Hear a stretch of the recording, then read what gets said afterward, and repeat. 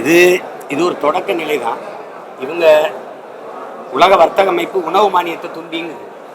அதனால முதலாளிகள் இந்த வியாபாரம் நீ இலவசமாக கொடுக்கறதுனால எங்கள் வியாபாரம் படுத்துக்கிறதுன்னு, எங்கள் வியாபாரத்தில் இழப்பு ஏற்படுது. அதனால அந்த மானியத்தெல்லாம் நிறுத்துங்க. இப்போ ஒவ்வொன்றா மண்ணெண்ணெயை நிறுத்தி, நீங்கள் சொல்கிற மாதிரி பாமாயிலை நிறுத்தி, பருப்பை நிறுத்தி, சர்க்கரை நிறுத்தி, ஒன்று ஒன்றா நிறுத்தி மொத்தமாக முடிவாங்க. முதல்ல ரேஷன் கார்டில் பொருட்கள் இல்லைன்னு வரும். ஒரு நாள் காலையில் இங்கே ரேஷன் கடையே இல்லைன்னு வரும். சிரிக்காதீங்க, வரும். நீங்கள் எழுதி ஒரு தாளில் வைங்க. அண்ணா அன்னைக்கே சொன்னார், நடந்துருச்சுன்னு.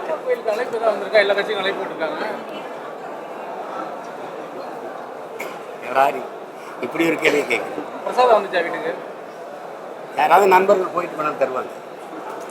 தம்பி, ராமருங்கிறவர் ஒரு வழிபாட்டுக்குரிய இறை என்பதை தாண்டி பாரதிய ஜனதா கட்சியினுடைய ஒரு ப்ராப்பர்ட்டி. அவர் தான் இந்த கட்சியின் தலைவர், பிள்ளையார் பொதுச் செயலர். இதுதான் பாரதிய ஜனதா. இதில் ஜேபி நட்டா தலைவர், இவர் பொதுச் செயலர்லாம் நீ கருதாத. ராமருங்கிறவர் இறைவன் அல்ல, கடவுள் அல்ல, கட்சியின் தலைவர். பிள்ளையார் அவங்களுக்கு பொதுச் செயலர். இல்லைன்னு சொல்ல சொல்லு. ஆமாவா இல்லையா?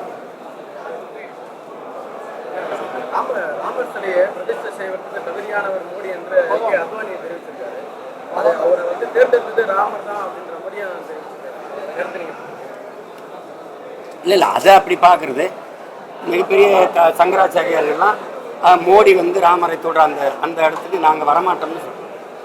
இதை இந்த சனாதன தர்மத்தை போற்றுகிற சனாதன தர்மம் அப்படிங்கிற பெருமக்கள் தான் அது விளக்க சொல்லுவோம். மோடி வந்தால் நாங்கள் வரமாட்டோம்னு ஏன் சொல்றாங்க? அது என்ன தர்மம்ங்கிற கேள்வி. தேர்தல் பணிகள் நாடாளுமன்ற தேர்தலுக்கான வேட்பாளர்கள் தேர்வு பண்ண போறீங்க. அந்த பணிகள் இப்போ சுற்றுப்பயணம் இப்போ அண்ணன் இப்போ பயணம் தொடங்கி வரும்போதே வேட்பாளர் தேர்வு அங்கங்கே செஞ்சிருவேன். மொத்தமாக தேர்தல் அறிவித்த பிறகு ஒரு திருச்சியில் அல்லது சென்னையில் அல்லது ஏதோ மையப்பகுதியில் வச்சு மொத்த வேட்பாளரையும் மேடையில் வச்சு அறிவிக்கும்.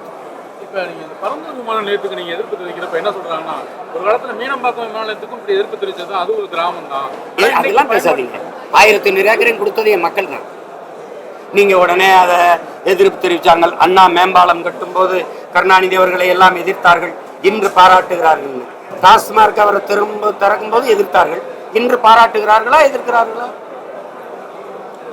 அப்புறம் சும்மா அதை கட்டும்போது அப்புறம் என்ன? நீங்கள் எப்படி இடம் 1500 ஏக்கர் எப்படி வந்துச்சு? மக்கள் கொடுக்காமையா வந்துச்சு? 4 வழிச்சாலைக்கு இடம் எப்படி வந்துச்சு? தேவைன்னா கொடுக்குறாங்கல்ல தம்பி. சரி, நாம ஒன்று கேட்போம், இப்படி கேட்போம். நீ நம்ம ஒரு பொது மனிதனா 2 பேரும் பேசிப்போம். இந்த மீனம்பாக்கம் வானூர்தி நிலையத்தில் என்ன பிரச்சனை? உலகத்தின் மிகப்பெரிய வானூர்தியை இறங்கி ஏறிடுச்சு, பறந்துருச்சு, இறங்கி பறந்துருச்சு. ஒரு ஓடுதலம் தான் இயங்குது, இன்னொரு ஓடுதலம் சீரமைக்காம இருக்கு. அதை சீரமைச்சாலே போதுமானது. நமக்கு பறக்க வானூர்தி இருக்கா? இண்டிகோ தவிர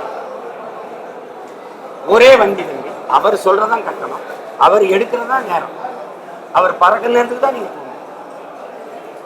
அது இல்லைன்னா இல்லை, அவ்வளவுதான். நீங்க அவசர பயணம்னா ஒரு சரியான நேரத்துக்கு போனோம்னா வாய்ப்பு. அப்புறம் இதுக்கு தம்பி 5000 ஒரு வண்டி பறக்க 5000 ஏக்கரா? சொந்தமா ஒரு விண்ணூர்தி கூட இல்லாத நாட்டுக்கு 5000 ஏக்கர்ல ஏர்போர்ட் எதுக்கு தம்பி? எல்லாம் என்ன தம்பி வேலை? அழைப்பாங்க தானே. முடிவை தான் அண்ணன் சொன்னல, நான் தனிச்சு தான் போட்டிடுவேன், தனிச்சே தான் போட்டிடுவேன்.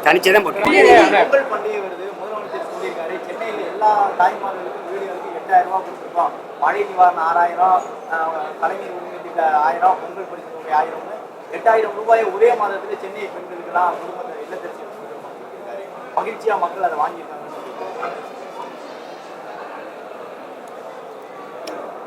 எது ஒன்றுக்கும், எந்த துயரத்திற்கும், எந்த பிரச்சனைகளுக்கும் 1000 500 கொடுக்கறதே தீர்வுனா தம்பி.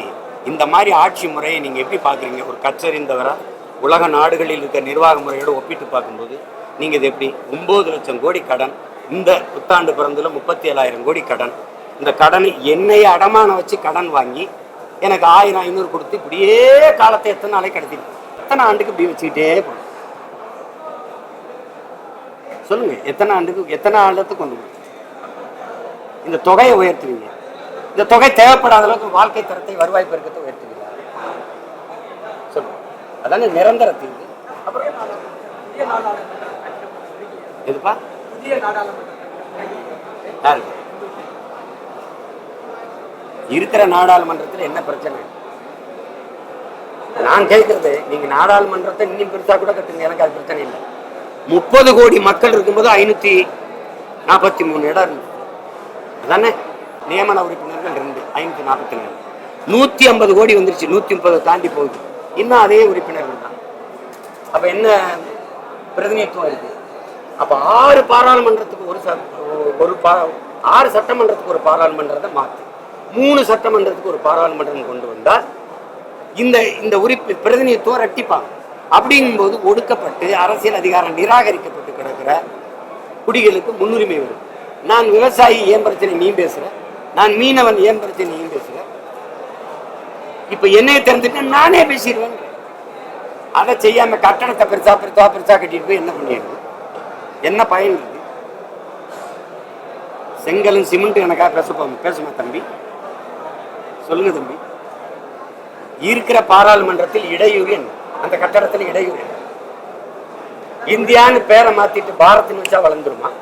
இந்த பாராளுமன்ற கட்டடத்திலிருந்து வேற பாராளுமன்ற கட்டடத்துக்கு போயிட்டா ஜனநாயகம் வந்துருமா?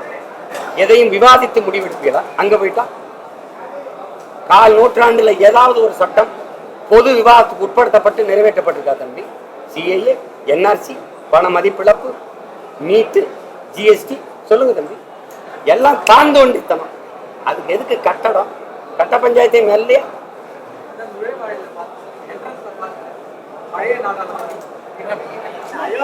பேருந்து நிலையம் பத்தி நீங்க பேசிருந்தீங்க.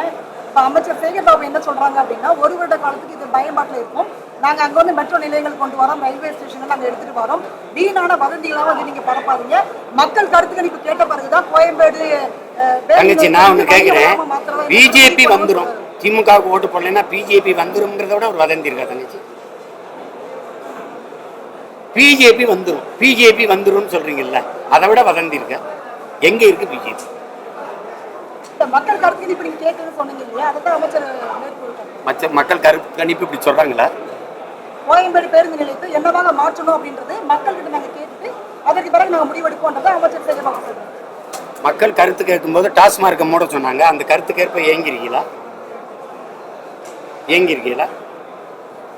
கருத்தை கேட்பீங்களா? உங்க கருத்தை திணிப்பீங்களா? வேணாம் வைக்கலாமா வேணாமான்னு ஒரு கருத்து கணிப்பு எடுத்தீங்க. எப்படி எடுத்தீங்க? யாரையாவது பேச விட்டீங்களா? உங்க கட்சியின் கருத்தை எதிர்த்தவங்களெல்லாம் கேவலமா திட்டி வெளியேற்றினீங்க. என்னையும் அதே மாதிரி கூச்சல் போட நினைச்சீங்க. உங்களுக்கு நடக்கல. நீங்க அடிக்கடி பணங்காட்டு நரி, இது சலசலப்புக்கு அந்த நீ பணங்காட்டு நரி, பணங்காடே நான் தான். அங்கதான் சொன்ன நீ பணங்காட்டு நரின்னு, அந்த வன்னிக்காட்டு புலின்னு. சும்மா இதே தான் கருத்து கேட்பு. எந்த இடத்துல நீங்க ஜனநாயக முறையில் நடந்துட்டு மக்களின் விருப்பம் இல்லை கைவிட்டிருக்கீங்களா? அதாவது ஒரு திட்டத்தை பரந்தூர் விமான நிலையம் வேணாம்னு அந்த அந்த அந்த 5000 ஏக்கர்ல நிலப்பரப்பில் வாழ்கிற மக்கள் வீதியில் நின்று போராடுறது மக்களின் கருத்து. மதிப்பளிச்சிருக்கீங்களா? அணு உலை வேணாம்னு 2 வருஷம் போராடுறது என் மக்களின் கருத்து. மதிப்பளிச்சிருக்கீங்களா? 8 வழிச்சாலை வேணாம், என் நிலத்தை பறிக்காத, என் விளைநிலங்களை என் கொடு, மக்களின் கருத்து. மதிப்பளிச்சிருக்கீங்களா? சிப்காடு தொழிற்சாலைங்கிற பேர்ல என் விளைநிலத்தை கையகப்படுத்தாதே அப்படின்னு மக்கள் போராடினாங்க திருவண்ணாமலையில. அந்த கருத்துக்கு மதிப்பு, கருத்து தானே அது, கருத்தை முன் வச்சு தானே வீதிக்கு வந்து போராடினாங்க. அந்த கருத்துக்கு மதிப்பளிச்சிருக்கீங்களா? போராடின மேல குண்டாசு போட்டீங்க, அடக்குமுறை ஒடுக்குமுறையை ஏவி விட்டீங்க. ஸ்டெர்லைட்டை மூடுங்கன்னு என் மக்களின் கருத்து. பெரும் எண்ணிக்கையில பேரணியா வந்து மனு கொடுக்க வந்த இடத்துல துப்பாக்கி சூடு நடத்தி கலைச்சு விட்டீங்க. மக்களின் கருத்துக்கு என்னைக்கு மதிப்பளிச்சிருக்கீங்க? இது கருத்து கணிப்புன்னு நீங்க சொல்றீங்க.